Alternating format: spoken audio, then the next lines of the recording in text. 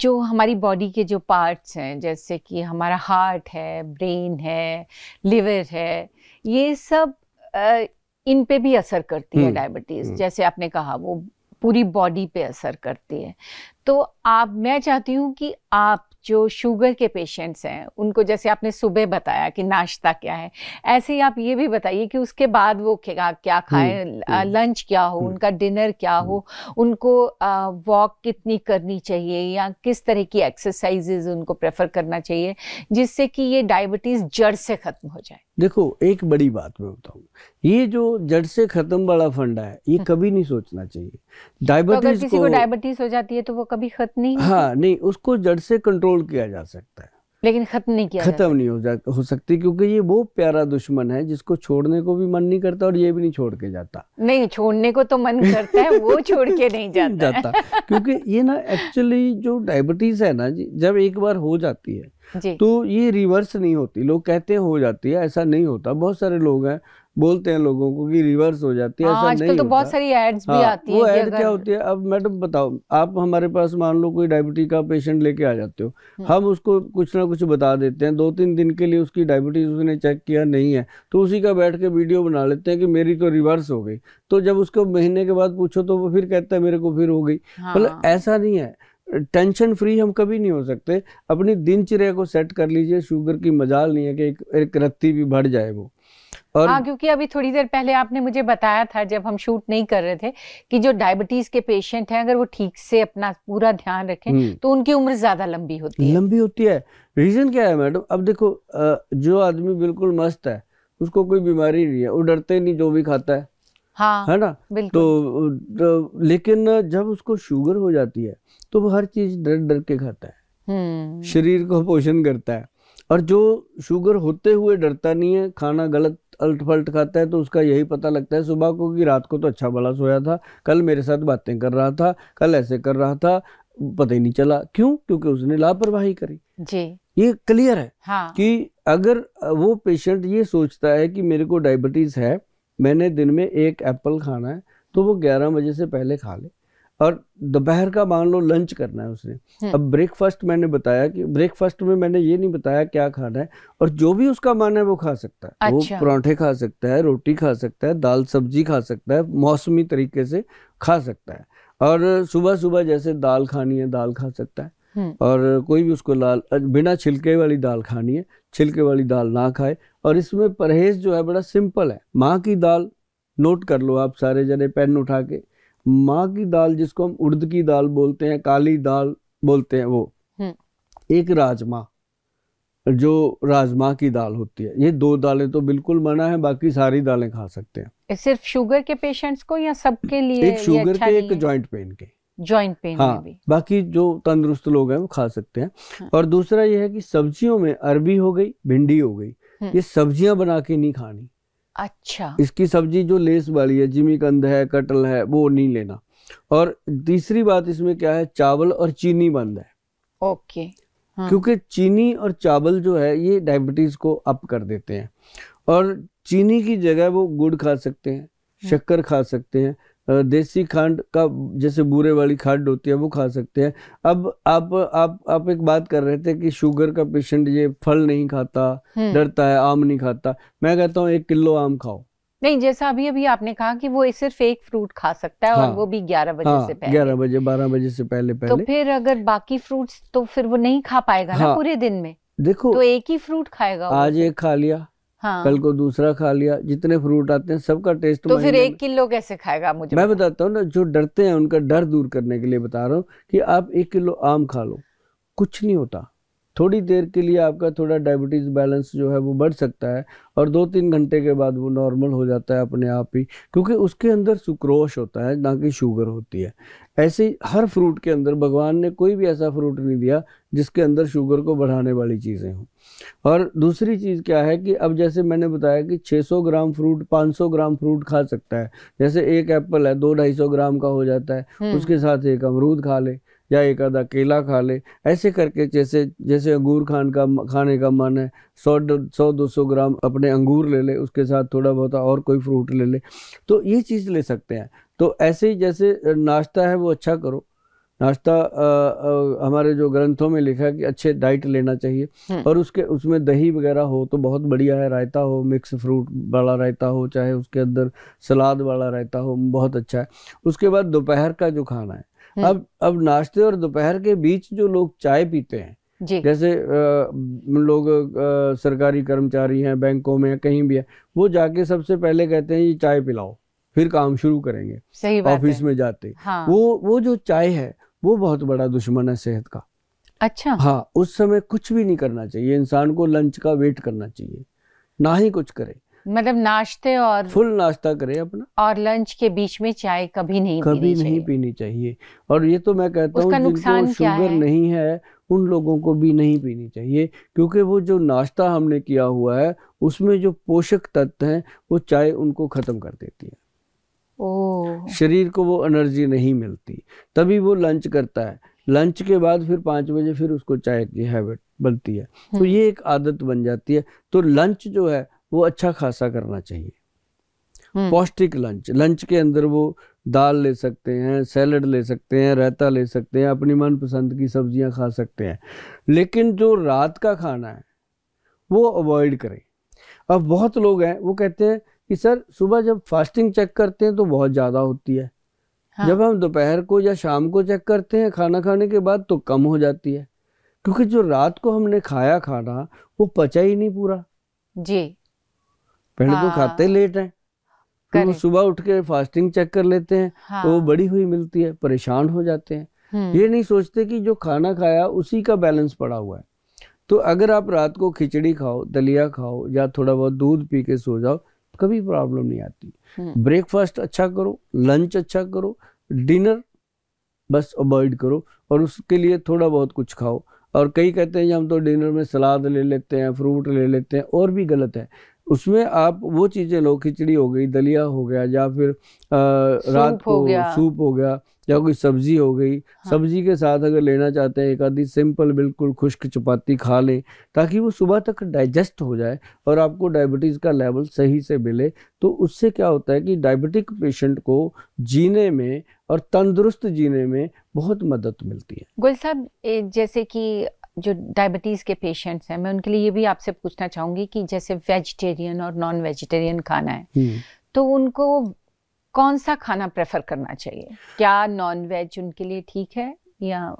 देखो, खाना जो उसकी इच्छा है वो खा सकते हैं, उसमें हम कुछ नहीं कहते, लेकिन जैसे नॉन वेज है उसके अंदर क्या हाइजेनिक है, कितना वो गुड फूड है, क्या वो जानवर जो कटा था उसमें कोई वायरस है कि नहीं है, उसकी कहाँ प्रमाणिकता होती है? नहीं, बिल्कुल नहीं होती है। हाँ। तो वो चाहे 5 स्टार होटल क्यों ना हो, कोई भी हो, सारे जो रूल हैं वो कोई फॉलो नहीं हो पाते।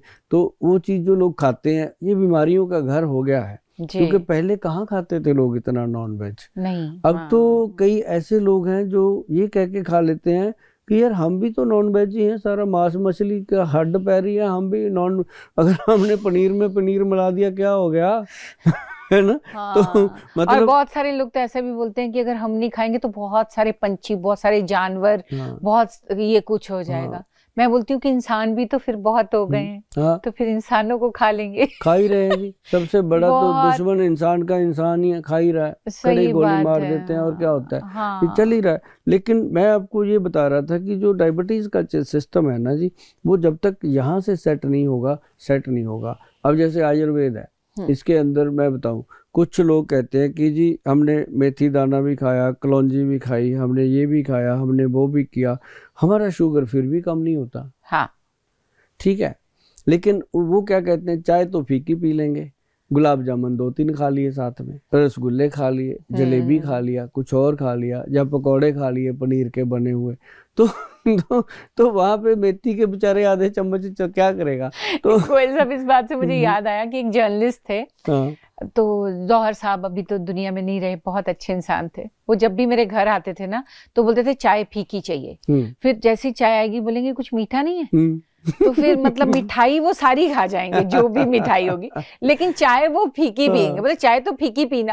तो मतलब उनको किसी ने बोल दिया कि जो शुगर नहीं डालना चाय में, और बाकी सारी मिठाइयाँ वो खाते थे। तो मैं उनको बोलती थी कि क्या जरूरत है, फिर चाय में भी मीठा डाल दो, उसमें क्या है। तो ये वही बात है, ये बहुत सारी चीजें ऐसी है। और जैसे मान लो हार्ट, ब्रेन, लीवर और पेंक्रियाटिक सीक्रेशन है। अब जैसे हार्ट की प्रॉब्लम है, हम लोगों को अक्सर बताते रहते हैं कि भाई अगर हार्ट की प्रॉब्लम लग रही है आपको, आप अर्जुन छाल का पानी पीना शुरू कर दो। अच्छा। अर्जुन छाल का 2 इंच का एक पीस लो, लकड़ी का सक जो होता है उसका ऊपर की जो उसकी जिसको हम छिल्लड़ बोलते हैं पेड़ का, 2 इंच का पीस लो, उसको कूट पीट के अच्छे से पानी में बॉईल कर लो। 2 गिलास पानी में बॉईल करके जब वो आधा रह जाए, आधे से भी कम रह जाए, तो उस पानी को सिप कर करके पी लो, तो हार्ट की प्रॉब्लम नजदीक भी नहीं आती। मतलब कभी अच्छा, सिर्फ उसका पानी पीने से पानी ये जो हार्ट अटैक होते हैं या हार्ट की और बीमारियां नहीं होंगी? हाँ, अगर कोई लोग उसको दे दे ना, वही उसका मतलब एक्सट्रैक्ट निकाले, कैप्सूल में डाल दे, फिर खिला दे, फिर खा लेंगे। मतलब ये समझ में नहीं आता कि सुभाष गोयल ने बता दिया तो कोई वो तो ऐसे ही बता दिया। अब जैसे मैं कहता हूँ कि भाई आंवला खाओ, आंवले का खाया और सुभाष गोयल का बताया, बाद में पता चलेगा क्या फायदा करता है, क्योंकि आंवला जो है समय से अपना रिजल्ट देता है। और ऐसे अर्जुन का छाल जो है वो हार्ट का दोस्त है। अब आई बात लीवर की। लीवर के लिए भूमि आंवला, मतलब हर बीमारी के लिए, हर पार्ट के लिए प्रोडक्ट हैं। जैसे भूमि आंवला है, भगवान की देन है, छोटा सा पेड़ होता है, घर पे लगा लो, गमले में लगा लो, क्या दिक्कत है। और उसके बाद आपका ब्रेन है, ब्रेन के लिए देखिए सबसे बढ़िया चीज है बादाम ले लो 5, और उसके अंदर 5 किशमिश डाल लो, उसके अंदर 1 अंजीर डाल लो, 1 अखरोट डाल लो। बना बनाया बादाम है मैडम, अखरोट जो है बना बनाया, दिमाग है, आंख जो है बादाम है छिला हुआ, बना बनाया है ना। सौगी जो है वो वैसे ही अपने लीवर की तरह होता है, पित्ता जैसे होता है वैसी है। तो हर चीज बॉडी के लिए है। और उसके अंदर हम कहते हैं अंजीर, अंजीर को देखो बिल्कुल नाभि जैसी होती है, गोल गोल कटार, तो वो पूरे नाड़ी तंत्र को ठीक करती है, कब्ज नहीं होने देती मैडम। तो ये 4 चीजें रात को पानी में डालो। अब लोग कहते हैं गोयल साहब इतना कुछ बता देते हो, क्या खाएं, अब पहले मेथी खाएं कि पहले ये खाएं। मैं कहता हूँ भाई सब चीजें खाई जा सकती हैं। जब दारू पीने बैठते हो तो पूछते हो कि पहले दारू पिए, फिर कोल्ड ड्रिंक पिए, फिर मांस खाएं, फिर ये खाएं? कौन पूछता है? फिर तो बड़ा मजे से खाते रहते हो।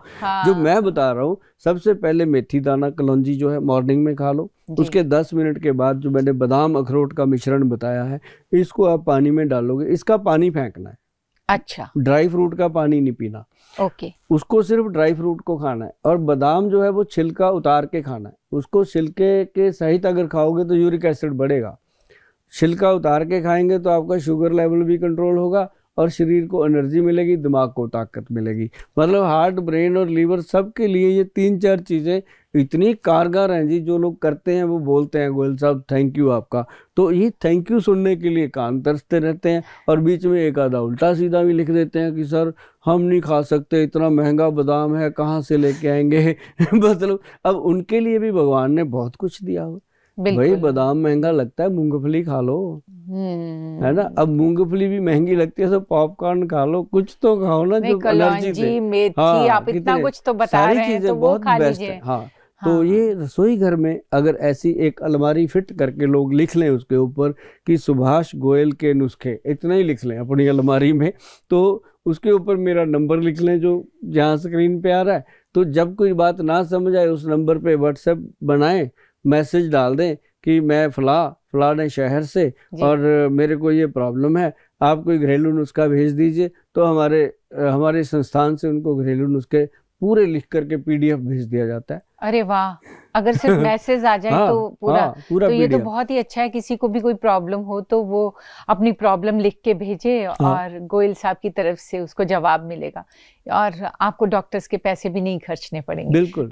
ये तो बहुत बढ़िया। मुझे लगता है कि अब सब लोग समझ गए होंगे, जो भी शुगर पेशेंट्स हैं, डायबिटीज़ है जिनको, वो कि सुबह से लेके शाम तक अगर अपनी दिनचर्या ऐसे की जाए जैसा कि आपने बताया है, क्या खाना है, किस तरह से रहना है, तो डेफिनेटली जो डायबिटीज़ पे कंट्रोल किया जा सकता है। उसे ख़त्म तो नहीं किया जा सकता, लेकिन कंट्रोल किया जा सकता है। एक ना लोगों को मैडम आती है पैरों में जलन, आग निकलती है, सेक निकलता है। हाँ, आपने कभी सुना होगा हाँ मैंने सुना है, बहुत लोग कहते हैं। चमड़ी उनकी जो है वो बहुत ड्राई रफ रहती है। हाँ बहुत खतरनाक है ये। उसमें हम लोगों को बताते हैं कि एप्रिकॉट जो ऑयल होता है, जिसको खरमानी का तेल बोलते हैं, हाँ कमाल चीज है जी। और उसके अंदर मोरिंगा का ऑयल, अच्छा, खमानी का, मोरिंगा का, हाँ, और हाँ, सीसम ऑयल, तिल का तेल, और एक उसमें आता है हेम्प सीड का, जिसको भांग बोलते हैं, अच्छा, उसका तेल। अच्छा भांग का तेल होता है? हाँ, भांग का ये तेल मुझे होता नहीं है। और उसकी हेड मसाज ली जाए ना तो हाँ, बंदा बड़ी बड़ी मुसीबतों को कह देता है छोड़ो, बढ़िया है, मस्त हो जाता है आदमी। तो वो बॉडी को रिलैक्स करने के लिए ये तीनों चारों को मिला के अगर तेल से मिला लिए जाए, हेम्प सीड हो गया, एप्रिकॉट ऑयल हो गया, और उसके साथ ये तिल का तेल हो गया, और ये जो तेल है इनको मिलाया जाए, मिला करके इसको बॉडी के ऊपर मसाज दिया जाए। पैर के नाखून में ना ऐसे कॉटन में डिप करके ऐसे ऐसे लगाना है, तो लगा के इसको डिप किया जाए, और डिप करके फिर उसको मसाज पैरों में और हाथों में दी जाए, तो लाइफ में कभी भी आपकी स्किन रूड नहीं होती, रफ नहीं होती, स्किन के ऊपर डैंड्रफ नहीं आता, ऐसे ऐसे मारने से वो क्रिंट सा नहीं आता। हाँ। मतलब स्किन प्रॉपर मतलब ग्लो करता है। अरे वाह, ये तो बहुत बढ़िया नुस्खा है। तो मुझे लगता है कि सबको करना चाहिए, और ये चीज़ें बहुत आसानी से मिल भी जाती हैं और इतनी महंगी भी नहीं है, और बाद में डॉक्टर्स के पास जाके और मेडिसिन लेने से अच्छा है कि घरेलू इलाज और शुगर का एक और इलाज बताऊं, बिल्कुल फ्री में, प्लीज बताइए। घर के अंदर पोस्ट ग्रेजुएट इंस्टीट्यूट बनता है। जितना मान लो 4 फुट बाई 4 फुट का एक मिट्टी का स्थान बनाए, अच्छा, उसको अच्छे से जैसे क्यारी बनाते हैं ना, या कह लो कि जैसे वो बनाते हैं आप फूलों के लिए जगह बनाते हैं बोने के लिए, हाँ, मिट्टी का ऐसा 4 बाई 4 का चकोर बना लें, मिट्टी को अच्छे से खुरपे से खोद के मिट्टी का बना लें ढेर सा। हाँ। उसके अंदर 2 किलो 4 फुट बाई 4 फुट के एरिया में 2 किलो ड्राई बिल्कुल खुश्क गाय का गोबर का पाउडर अच्छा मिक्स कर दें। हाँ, गोबर गाय का हो, अगर भैंस का डालोगे तो भैंस जैसी अकल हो जाएगी, तो गोबर गाय का हो, गाय का गोबर जो है उसमें मिला करके उसको बिल्कुल छोड़ दें। उसके अंदर सुबह सुबह नंगे पांव हाँ। ऐसे जॉगिंग करें, जंप करें। अच्छा, वो एक इतनी जबरदस्त चीज बनती है कि आपके पूरे बॉडी के ऑर्गन्स को एनर्जी मिलती है। जिंक, आयरन, कार्बोहाइड्रेट्स, हर चीज बॉडी में एक्चुअल मिलेगी आपको, और आप महीने 1.5 महीने के बाद देखेंगे चेंज बॉडी के अंदर। अरे वाह, विदाउट एनी मेडिसिन। और दूसरी बात, चंडीगढ़ में तो आप देखेंगे बड़े बड़े जितने हमारे वीआईपी हैं जो मुझे मिल चुके हैं, हाँ। उनके घरों में बनवा दिया, क्योंकि जो वीआईपी होते हैं उनके पियोन भी रखे होते हैं, उनके माली भी रखे होते हैं, उन्होंने तो ऑर्डर ही करना है, बना भाई। और जिसने खुद बनाना है उस बेचारे को थोड़ा होता है कि चल सुभाष गोयल जी का सुन लिया, बना लेंगे, है ना, 2 बार सुन लिया, 4 बार सुन लिया, फिर एक दिन बना लेते हैं। लेकिन एक चीज और है, ये कर लिया, उसके साथ एक चीज और बताता हूँ जो हमारा 30 साल का बिल्कुल कॉन्फिडेंट है जी, ये हमने आज तक नहीं बताया, लेकिन अब समय आ गया है बताने का जी। क्योंकि सृष्टि है, इसका एक नेचर का एक सिस्टम है कि सब जो आए हैं उन्होंने जाना है, कोई रहेगा नहीं दुनिया में, लेकिन ये जो वीडियो हैं या ये बातें हैं ये रहेंगी। अच्छी कही है तो अच्छे तरीके से रहेंगी, बुरी कही है तो लोग आपको बुरे तरीके से याद करेंगे। तो अच्छी बातें हैं, अब 30 साल 40 साल हो गए, तजुर्बा है, तो बताना चाहिए अब लोगों को जी। तो आज मैं ये बता देता हूं कि सिर्फ आपने क्या करना, गाय का देसी घी, ठीक है जी, गाय का देसी घी लेना है 100 ग्राम, ओके। उसके अंदर extra virgin coconut oil mix करना है, एक्स्ट्रा वर्जिन प्योर, उसको मिक्स करके ऐसे रख लो। हाँ। उसको ना मैडम रात को सोने से पहले ऐसे लेना है और नाभि में मालिश कर देना है। मैं डायबिटिक पेशेंट की बात कर रहा हूँ। वो जो आप नाभि टच मैं भी यूज करती हूँ, हाँ। क्या उसमें वो है? नाभि टच ऑयल जो है वो अलग चीज है, वो तो आप जैसे स्मार्ट लोगों के लिए है जिनको कोई बीमारी नहीं है, ठीक रहने के लिए। तो वो जो मैं बता रहा हूँ वो चीज़ है उन लोगों के लिए जो दिमागी तौर से बीमार रहते हैं, मेंटली बच्चे जो हैं उनकी वीकनेस रहती है, दिमाग की मेमोरी लॉस होती है, या डायबिटिक पेशेंट के ब्रेन में वीकनेस आती है, या बॉडी की नाड़ी सिस्टम में भी, उनके लिए ये बिल्कुल नया, ये सिर्फ उनको पता है जो हमें मिलते हैं। आज मैं इसको फ्रीली बताने जा रहा हूँ ताकि हर इंसान अपने घर में करे और तंदुरुस्त रहे। और सुभाष गोयल के किसी न किसी प्रोग्राम में जाकर के कमेंट में जाके थैंक यू लिखेगा तो मैं और भी बहुत सारी चीजें बताऊंगा। नहीं, अभी तो ये जब टेलीकास्ट होगा तो बहुत सारे थैंक यूज आएंगे। ये नई चीज मैं बता रहा हूँ कि देसी घी और जो कोकोनट ऑयल है उसको मिक्स करके रख लीजिए एक डब्बी में। आपके घर में बच्चे हैं, बड़े हैं, बुजुर्ग हैं, आप हो, कोई भी हो, उसको ऐसे लेना है, मस्ती से अंडर आर्म के अंदर मालिश करना है। आज तक अंडर आर्म के बारे में किसी ने सोचा भी नहीं है इसके अंदर क्या करना चाहिए। हाँ। और अंडर आर्म्स के अंदर लगाना है। एक बार ये हमारे पास भी कैसे हो गया, 1992 में हमने एक कैंप लगाया हुआ था, वहाँ हम लोगों को बता रहे थे, तो बीच में एक माता आई जी। वो कहती गोयल साहब मेरे तो ना हर्निया थी, मेरी तो नाभि ही नहीं है। हाँ। नाभि बंद हो गई है। तो तुरंत भगवान ने हमारे दिमाग में लाया कि इसको कहाँ लगाएं, कहाँ लगाएं, कहाँ। मैंने कहा अंडर आर्म में लगाओ। तो उन्होंने अंडर आर्म में लगाया। सचमुच मैडम नाभि से ज़्यादा फायदा उनको मिला। उन्होंने महीने 1.5 महीने बाद जब हम दोबारा कैंप लगाने गए तो बताया कि गोयल साहब इसने तो कमाल कर दिया। मेरे जो सर्वाइकल का पेन होता था, हाँ। जो मेरी बॉडी दुखती रहती थी, जो मेरे को बाथरूम बार बार आता था, कितनी बीमारियों में उसने बताया कि ये जो अंडर आर्म है इसका हमने नाम रखा था फिर आर्म पिट। आर्म पिट के अंदर जो लगती है ना, तो उसके अंदर वो मसाज करके फिर मैंने बताया था उनको कि कैसे लगाना है। वैसे करके दिखाऊंगा, अभी कोट पैंट पहना हुआ करके बता देता हूँ, है ना। तो अंडर आर्म में लगा दिया। लगाने के बाद ऐसे मतलब 5 टाइम पीछे को, हाँ। और 5 टाइम ऐसे आगे को। इसको अपनी अंडर आर्म के अंदर मसल देना है दुश्मन की तरह। तो उसके बाद नहा लो। ओके। नहाने से 2 मिनट पहले ही लगाना है, ये नहीं है कि लगा के सोना है, कुछ नहीं, हाँ। ताकि इसकी स्मेल ना आए। तो आप उसके बाद नहा लो। आप बताओगे 1-1.5 महीने में कि गोयल साहब मैंने ये अपने देश में पता नहीं कितने लोगों को फॉरवर्ड कर दिया, और सभी आपको भी थैंक यू करेंगे। मेरा तो थैंक यू करते रहते हैं लोग, मुझे अच्छा लगता है। नहीं, तभी मैं बताता इससे क्या फायदा होगा, एक तो ये बताइए, ये लगाने से ये हमारी सर्वाइकल की बीमारी ठीक, करेक्ट, रीढ़ की हड्डी की जो स्टिफनेस है वो खत्म, अच्छा। जो हमारी बैक बोन है, हाँ। और जो पूरा दिन कुर्सी पे बैठ के हम काम करते हैं, टी टी टी करते रहते हैं, हाँ। तो उसमें जो दिमाग लगता है, ब्रेन पे स्ट्रेन आता है, आईज पे स्ट्रेन आता है। आप एक दिन करेंगे तो आप शाम को बताएंगे कि वाकई आज वो चीज़ में ज़मीन आसमान का फर्क आ रहा है।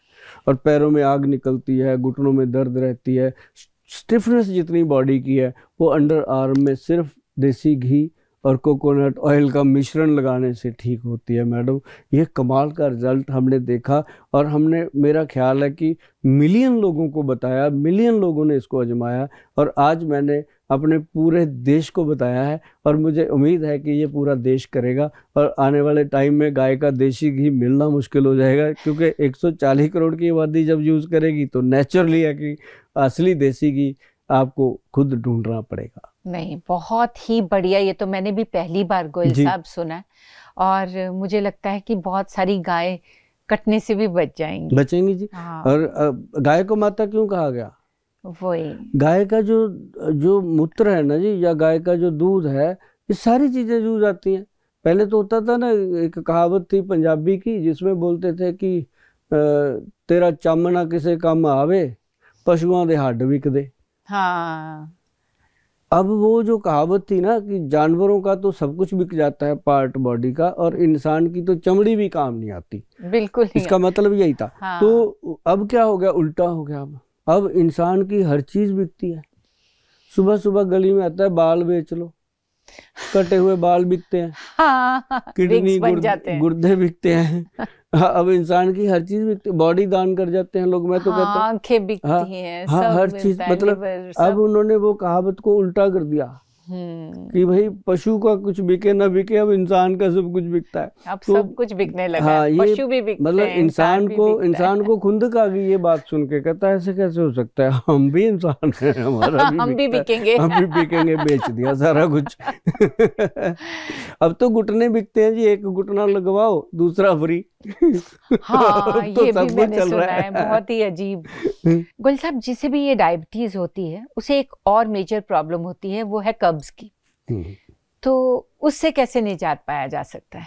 कब्ज, एक बात मैं बताता हूँ आपको, जो कब्ज है ना, इसके लिए बहुत इम्पोर्टेंट चीजें हैं जी, जो ध्यान रखने वाली है। अब जैसे मान लो डायबिटिक पेशेंट है, उसको हम बताते हैं कि कब्ज चाहे बच्चों को हो, बड़ों को हो, चाहे डायबिटिक पेशेंट को हो या वैसे हो जी, इसके लिए सबसे बढ़िया चीज मैं बताता हूँ। एक तो बादाम का तेल आता है, हाँ, बादाम का असली एलमंड ऑयल लो, जो गुलबंदी बादाम होता है छोटा सा, ओके, गुलबंदी गिरी का, हाँ, वो जो ऑयल होता है ना जी, वो मीठी और कड़वी गिरी होती है, उसका जो ऑयल है वो बहुत टेस्टी होता है, मतलब ना कड़वा होता है ना मीठा होता है, बड़ा अच्छा टेस्ट आता है उसका। तो वो जो ऑयल है उसका 1 चम्मच 1 कप दूध में मिला करके रात को पी लो, थोड़ी मिश्री मिला लो। अगर डायबिटिक हो तो मीठा ना डालो, हाँ, अगर डायबिटिक नहीं हो तो अगर कब्ज है तो वो सिर्फ वो लेना शुरू कर दो। 10-15 दिन 20 दिन अगर लेने के बाद आप देखेंगे कि इंटेस्टाइन थोड़ा लूज हो रहा है, हाँ, और टॉयलेट 1 टाइम क्लियर हो रहा है और परमानेंटली क्लियर हो रहा है। ऐसा नहीं है कि रोज की रोज फक्की लेगा, हाँ, हाँ, वो खाने से बड़ा मस्त उसको मिलता है। और एक मार्केट में मिलेगा आपको प्रोडक्ट है, वो आयुर्वेद का है, उसके अंदर इंद्रायण की जड़ है और चीजें हैं, वो कब्जनाश के नाम से, ओके, तो वो अगर ले सकते हैं। अगर वो नहीं भी लेना तो जो बादाम का तेल है बहुत कमाल है, ये तो हर घर में होता है। अब चूरन ढूंढने जाएंगे, लेने जाएंगे दवाई, फिर वैद्य के पास पैसे लगते हैं, लगते तो बादाम तेल पे भी हैं जी, लेकिन बादाम के तेल का बच्चे बच्चे को पता है। और एक तो ये मेमोरी बढ़ेगी, इंटेस्टाइन, और किसी को आज तक ये नहीं पता होगा कि बादाम का तेल जो है वो पेट साफ करता है। और साथ में इसके अगर रिंडी का ऑयल डाला जाए, रिंडी का ऑयल जो होता है, रिंड ऑयल, इसका आधा चम्मच 1 चम्मच बादाम तेल मिला करके पी लिया जाए तो लाइफ टाइम के लिए कब्ज दूर हो जाती है मैडम ये। और साथ में जो रिंडी का तेल है वो बॉडी को एनर्जी देता है, जो बादाम का तेल है वो ब्रेन को एनर्जी देता है। अरे वाह गोयल साहब, जिसे भी शुगर होती है वो बहुत अपने आप को वीक महसूस करता है, बहुत आलसी हो जाता है और उसका सारा दिन सोने का मन करता है कि मैं लेटा रहूं और कोई काम ना करूं, तो उसके लिए आप क्या कहेंगे? हाँ, ये भी है कि थोड़ा बहुत उसको लेजीनेस होती है और थोड़ा सा काम करता है, थक जाता है, सांस फूलता है, बिल्कुल, और उसको एक तो दिमाग में ये रहता है मेरे को शुगर है, आधी चीजें तो उसी फेवर में चला रहता है, हाँ, फैमिली को भी कहता रहता है, डिप्रेशन में चला जाता है तो उसके कारण ना कई बार उसकी जो रोमांटिक लाइफ है, मतलब हस्बैंड वाइफ, चाहे लेडी है चाहे जेंट्स, दोनों को अगर डायबिटीज हो गई तो ये चीज भी उसकी लाइफ में चली जाती है कि उसकी लाइफ का ये जो रंग है, 7 रंग तो है ही है, ये 8वां रंग जो उसकी जिंदगी का है, रोमांस की लाइफ है, वो भी खत्म हो जाती है। तो बहुत सारे तो ऐसे सुनने को मिलता है जब मेरे पास आते हैं कि गोयल साहब क्या बताएं, अब तो 10 साल हो गए बहन भाइयों की तरह रह रहे हैं। मतलब कई बार तो अच्छा भी लगता है उनके साथ कि इनको हमारे साथ बात करके अच्छा लग रहा है, तभी वो बात कर लेते हैं। फिर हम उनको बताते हैं कि भी 5-6 चीजें हैं, शुद्ध लीजिए, पंसारी से जाके आप बना लीजिए। उसमें क्या होता है, एक तो अश्वगंध है जी, एक शतावर है, एक गोखरू है। गोखरू जो है जो बाथरूम को क्लीन करता है, जैसे शुगर बाथरूम के रास्ते प्रॉब्लम करती है तो यूरिन को बिल्कुल क्लीन करता है। अच्छा। फिर उसके अंदर शिलाजीत है, सफेद मूसली, ये जो चीजें डाल करके बनता है पाउडर, एक पाउडर बनता है, ये स्त्री पुरुष दोनों के लिए फायदेमंद है। अब जो शिलाजीत है वो टेस्टोस्टेरोन लेवल को अप कर देती है, हाँ, और जो अश्वगंध है वो नर्व सिस्टम को ताकत देती है जी। और ये सारी चीजें जब मिलती हैं तो आपस में मिल करके ये बॉडी को पूरी तरह स्ट्रांग कर देती है और धीरे धीरे उनका वीर्य स्ट्रांग हो जाता है, ब्लड स्ट्रांग हो जाता है, स्पर्म स्ट्रांग हो जाता है और उनकी लाइफ में एक अच्छी जर्नी बनती है। और इससे क्या कहते हैं हम कि ये एक बहुत अच्छा एनर्जी बूस्टर उनको मिलता है। तो ये घर पे अगर बनाएंगे तो बहुत अच्छा रहेगा। तो उसे सेम मात्रा में लेना चाहिए, हाँ, एक ही जैसी मात्रा सब चीजों, हाँ, सेम मात्रा में लेना चाहिए। और साथ ही साथ एक चीज और बताऊं कि इसको दिन में 2 बार लेना चाहिए, 1 चम्मच सुबह, 1 चम्मच शाम को, मुंह में डालें, अच्छे से चबाएं, जैसे पान चबाते हैं, चबा चबा के खाएंगे। तो उनको साथ में दूध पी सकते हैं या गर्म पानी, कोसा सा पानी पी सकते हैं, तो सोने पे सुहागे का काम होता है जी। लेकिन आज की ये जो आपने बताया है लोगों को, ये मुझे लगता है कि सबके लिए बहुत ही लाभकारी होगा, हाँ, और सब लोगों को इससे बेनिफिट मिलेगा। 25-30 साल हो गए थे मैडम डायबिटीज पे काम करते हुए, मन में इच्छा थी कि लोगों से पैर से लेके सर तक ये बातें करनी है कि कैसे हम डायबिटीज से बच सकते हैं, डायबिटीज को कैसे हम गोद लेकर के उसको अपने धी पुत्र की तरह पाल कर साथ में रख सकते हैं बिना साइड इफेक्ट के। तो ये बताना था और आज मेरे मन का बोझ हल्का हुआ, मैंने बता दिया। अब लोगों की मर्जी, वो दवाइयाँ खाएं, वो मिठाइयाँ खाएं, जो मर्जी खाएं, मेरा जो फर्ज था वो मैंने पूरा किया। बहुत बहुत शुक्रिया गोयल साहब जी। इसके लिए तो लोग भी मुझे थैंक यू बोलेंगे। Okay madam, thank you ji very much.